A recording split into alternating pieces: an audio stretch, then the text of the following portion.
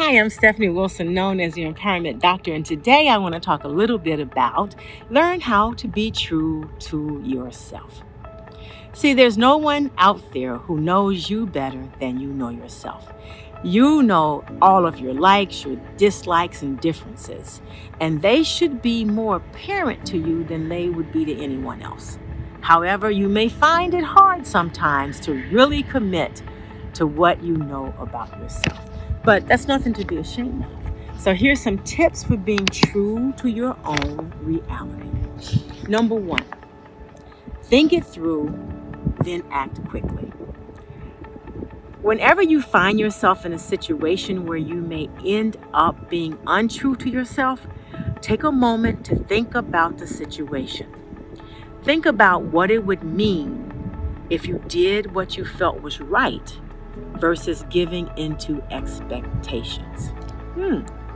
If you decide that you ought to stick to what you feel, act quickly to make a point of view and to be heard. Sometimes taking too long to make a statement dilutes its effectiveness, and people may doubt your sincerity and commitment to what you have declared. I want you to also access the root of each situation. One key thing that you can do when your ideas are being questioned is to ask yourself why someone else is asking you to go against your belief. Are they not placing enough wealth on your point of view? You may want to reconsider your relationship with that person.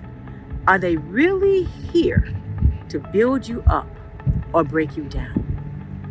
Ideally, you want to associate with those people who support your individuality. Then trust your gut. In many cases, you'll find that the pit in your stomach gives you both physical and psychological clues about whether you are being true to yourself.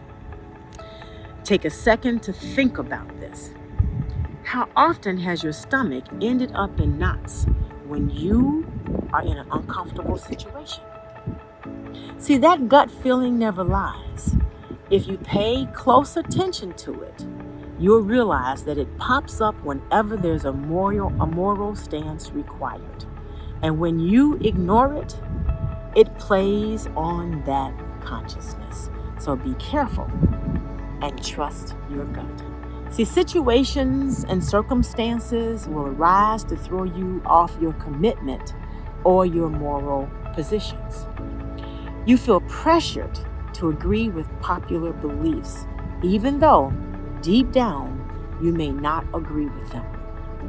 You'll even feel the urge to do something that's completely wrong because you feel doing otherwise would be detrimental.